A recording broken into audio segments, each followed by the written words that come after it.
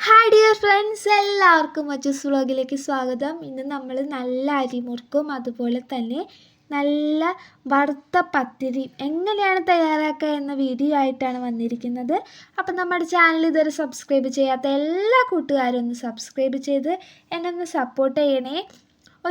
ഒരു മാവ് ഉപയോഗിച്ചാണ് നമ്മൾ ഈ രണ്ട് റെസിപ്പിയും തയ്യാറാക്കുന്നത്. എങ്ങനെയാണ് നോക്കാം. ഇതിനായിട്ട് 2 കപ്പ് വറുത്ത നല്ല നൈസ് അരിപ്പൊടിയാണ് വേണ്ടത്. 1/2 കപ്പോളം തേങ്ങ ചിരകിയത്, 1 ടീസ്പൂൺ നല്ല ജീരകം, ഒരു 5-6 കുഞ്ഞുള്ളി ചെറുതായിട്ട് കട്ട് ചെയ്ത് വെച്ചിട്ടുണ്ട്. ഇനി അടുത്തതായിട്ട് വേണ്ടത് 1/2 ടീസ്പൂൺ അളവിൽ എള്ളാണ്. എള്ള് 1 ടീസ്പൂൺ വരെ എടുക്കാം. ആവശ്യത്തിനുള്ള ഉപ്പ്. ഇത്ര ഇൻഗ്രീഡിയൻസ് യൂസ് ചെയ്തിട്ടാണ് നമ്മളിന്ന് ഈ 2 റെസിപ്പി ഉണ്ടാക്കി കാണിച്ചു തരുന്നത്. അപ്പോൾ ഇതെങ്ങനെയാണ് ചെയ്യാൻ നോക്കിയാലോ. ആദ്യം തന്നെ മിക്സിയുടെ ചെറിയൊരു ജാർ എടുക്കുക. അതിലേക്ക് ചിരകി വെച്ച തേങ്ങ, നല്ല ജീരകം, കുഞ്ഞുള്ളി ഈ 3ഉം ചേർത്തിട്ട് നന്നായിട്ടൊന്ന് ക്രഷ് ചെയ്തെടുക്കാം. ഒട്ടും വെള്ളമൊന്നും ചേർത്ത് കൊടുക്കാണ്ട് ഒന്ന് ക്രഷ് ചെയ്തെടുത്താൽ മതി. എല്ലാനും ഒരേപോലെ ആയി വരുന്നത് വരെ ഒന്ന് ക്രഷ് ചെയ്തെടുക്കാം.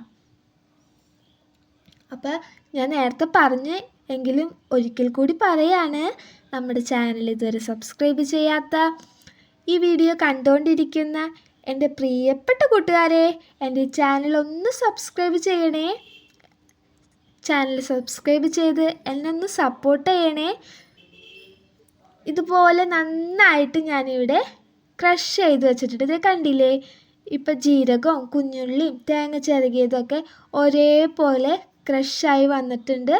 ഇനി ഇത് നമുക്കൊരു സൈഡിലേക്ക് മാറ്റി വയ്ക്കാം. അടുത്തതായിട്ട് മാവ് വാട്ടാനാണ് പോകുന്നത്. മാവ് വാട്ടാൻ ഒട്ടുമിക്ക എല്ലാവർക്കും അറിയാം, എങ്കിലും ഞാനൊന്ന് കാണിച്ചു തരാം. ഒരു പാനിലേക്ക് നമ്മൾ എത്ര കപ്പാണോ അരിപ്പൊടി എടുത്തേ അതിൻ്റെ അളവനുസരിച്ചായിരിക്കണം വെള്ളം ചേർത്ത് കൊടുക്കേണ്ടത്. ഞാനിവിടെ 2 കപ്പ് അരിപ്പൊടിയാണ് എടുത്തത്. 2 കപ്പ് അരിപ്പൊടിക്ക് 3 കപ്പ് വെള്ളമാണ് വേണ്ടത്.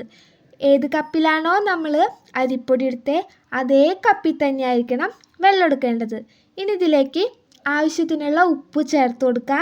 എന്നിട്ട് നന്നായിട്ട് ഈ വെള്ളം വെട്ടി തിളയ്ക്കുന്നത് വരെ ഒന്ന് വെയിറ്റ് ചെയ്യാം. ഇപ്പോൾ ചെറുതായിട്ട് തിളച്ച് തുടങ്ങിയിട്ടുണ്ട്. നന്നായിട്ട് ഇതൊന്ന് തിളച്ച് വരുന്നത് വരെ നമുക്കൊന്ന് വെയിറ്റ് ചെയ്യാം. ഇപ്പോൾ ഇതേ നന്നായിട്ട് തിളച്ച് വന്നിട്ടുണ്ട്. ഇനി ഇതിലേക്ക് 1 ടേബിൾ സ്പൂൺ വെളിച്ചെണ്ണ ഞാനിതിലേക്ക് ഒഴിച്ചു കൊടുത്തിട്ടുണ്ട്. ഇനി ഇത് നന്നായിട്ടൊന്ന് മിക്സ് ചെയ്ത് കൊടുക്കാം.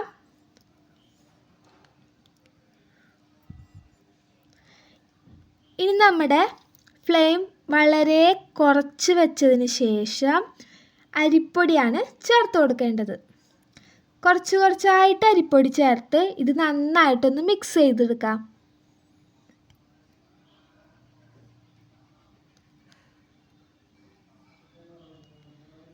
നമ്മൾ നൂലപ്പൊക്കെ ഉണ്ടാക്കാൻ, അതായത് ഇടിയപ്പൊക്കെ ഉണ്ടാക്കാൻ വേണ്ടിയിട്ട് നമ്മൾ പൊടി വാട്ടിയെടുക്കില്ലേ, അതുപോലെ തന്നെയാണ് വാട്ടിയെടുക്കേണ്ടത്.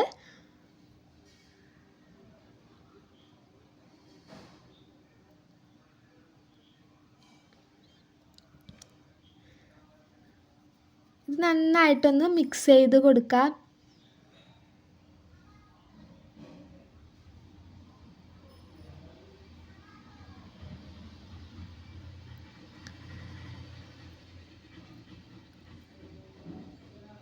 ഞാനിപ്പോൾ ഫ്ലെയിം ഓഫ് ചെയ്ത് കൊടുത്തിട്ടുണ്ട്.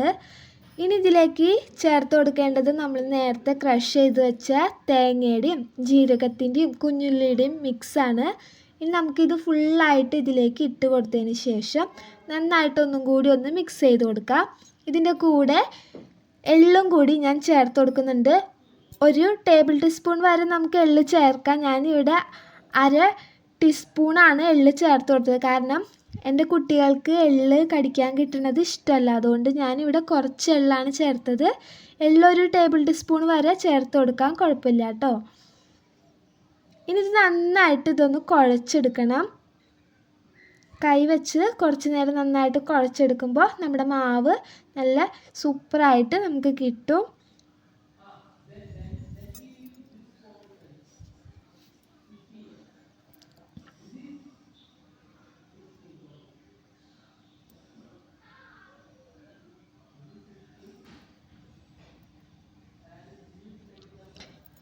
ഇതുപോലെ മാവ് ഞാൻ ഇതുപോലെ 3 ബോളാക്കിയിട്ട് വെച്ചിട്ടുണ്ട്.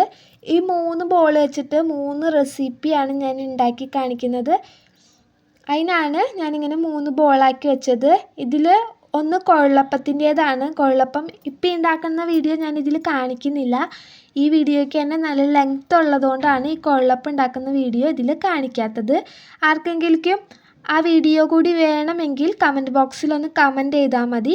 ഇപ്പം ഞാൻ മുറുക്കും അതുപോലെ തന്നെ പത്തിരി ഉണ്ടാക്കുന്ന വീഡിയോ ആണ് ഇതിൽ കാണിച്ചു തരുന്നത്. അപ്പോൾ ആദ്യം നമുക്ക് മുറുക്കുണ്ടാക്കാം. നമ്മുടെ സേവനാഴിയിൽ ഇതുപോലെ മുറുക്കിൻ്റെ ഈ അച്ചിട്ട് കൊടുക്കാം.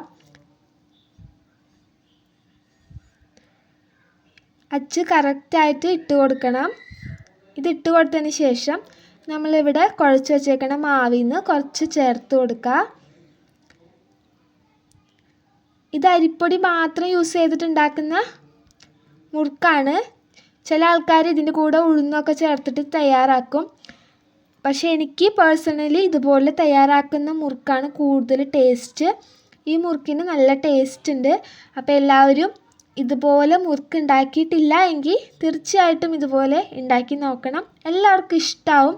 വീട്ടിലുള്ള ഇൻഗ്രീഡിയൻസ് വെച്ചിട്ടാണല്ലോ നമ്മളിത് ചെയ്ത് കാണിക്കുന്നത്. അപ്പോൾ ഒരു പ്രാവശ്യമെങ്കിലും എല്ലാവരും ട്രൈ ചെയ്ത് നോക്കണം കേട്ടോ. ഇനി നമുക്കിത് ചുറ്റിച്ചെടുക്കാം. അതിന് മുന്നായിട്ട് നമുക്കൊരു പാൻ അടുപ്പത്ത് വെച്ച് കൊടുക്കണം. പാൻ നന്നായിട്ട് ചൂടായി വന്നു കഴിയുമ്പോൾ അതിലേക്ക് വെളിച്ചെണ്ണയാണ് ഞാനിവിടെ ചേർത്ത് കൊടുക്കുന്നത്. സൺഫ്ലവർ ഓയിലും നമുക്കിതുപോലെ മുറുക്കൊക്കെ ഉണ്ടാക്കിയെടുക്കാം. പക്ഷേ വെളിച്ചെണ്ണയിൽ ഉണ്ടാക്കുന്ന ആ ഒരു ടേസ്റ്റ് സൺഫ്ലവർ ഓയിലിനൊന്നും കിട്ടില്ല. അപ്പം ഞാനിവിടെ വെളിച്ചെണ്ണയാണ് എടുത്തേക്കുന്നത്. ഇനി ഇതുപോലെ ഒരു പാത്രം കമത്തി വെച്ചതിന് ശേഷം അതിൻ്റെ മുകളിലേക്ക് കുറച്ച് വെളിച്ചെണ്ണ സ്പ്രെഡ് ചെയ്ത് കൊടുത്തിട്ട് ഇതുപോലെ ചുറ്റിച്ചെടുക്കാം. അപ്പം നമുക്ക് നല്ല കറക്റ്റായിട്ട് മുറുക്കിൻ്റെ ആ ഒരു ഷേപ്പ് കിട്ടും. അതിന് വേണ്ടിയിട്ടാണ് ഇതുപോലെ ചുറ്റിച്ചെടുക്കുന്നത്. ചില ആൾക്കാർ വാഴയുടെ ഇലയിൽ ഇതുപോലെ ചുറ്റിച്ചെടുക്കുന്നത് ഞാൻ കണ്ടിട്ടുണ്ട്. അങ്ങനെ ചുറ്റിക്കണമെങ്കിൽ അങ്ങനെ ചുറ്റിക്കാം.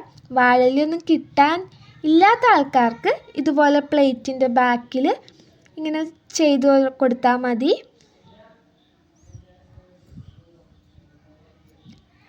ഈ മുറുക്കിന് നല്ല ടേസ്റ്റാണ്. അപ്പോൾ എല്ലാവരും ഇതുപോലെ ചെയ്തിട്ടില്ല എങ്കിൽ ഇതുപോലെ ഒന്ന് ചെയ്ത് ഒന്ന് നോക്കണേ. കമൻറ്റ് ബോക്സിൽ എന്നിട്ട് കമൻറ്റ് ചെയ്യാനും മറക്കരുത്. ഇഷ്ടമായെങ്കിൽ ഇഷ്ടമായെന്നും ഇഷ്ടമായില്ല എങ്കിൽ ഇഷ്ടമായില്ല എന്ന് തന്നെ കമൻറ്റ് ചെയ്തോളൂ. ഒരു കുഴപ്പമില്ല.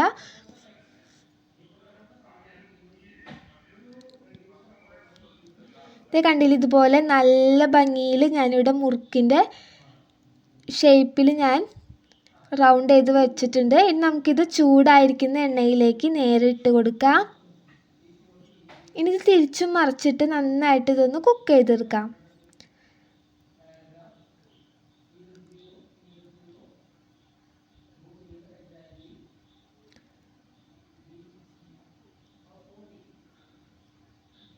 അപ്പം ഞാൻ ഈ വോയിസ് കൊടുക്കുമ്പോൾ ബാക്കിൽ സൗണ്ട് വരുന്നുണ്ട്. അപ്പോൾ എല്ലാവരും ഒന്ന് ക്ഷമിക്കണേ. ഹസ്ബൻഡ് ചേട്ടൻ വർക്കിലാണ്, അതുകൊണ്ടാണ് ആ സൗണ്ട് വരുന്നത്. ഇപ്പോൾ ദേ നമ്മുടെ മുറുക്ക് നന്നായിട്ട് റെഡിയായി വന്നിട്ടുണ്ട്. ഇത് കണ്ടില്ലേ, നല്ല ടേസ്റ്റുള്ള നല്ല സൂപ്പർ മുറുക്ക് ഇവിടെ തയ്യാറായിട്ടുണ്ട്. ഇതുപോലെ നമുക്ക് ബാക്കി എല്ലാ മുറുക്കും ഉണ്ടാക്കിയെടുക്കാം.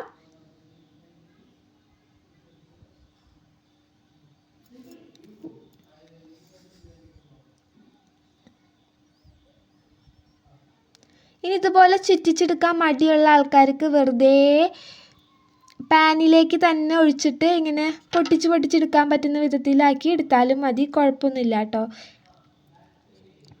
ഇത് നമ്മുടെ മുറുക്ക് നോക്കിയേ, നല്ല മുറുക്കായിട്ട് വന്നിട്ടില്ലേ? എല്ലാവർക്കും ഇഷ്ടമായോ?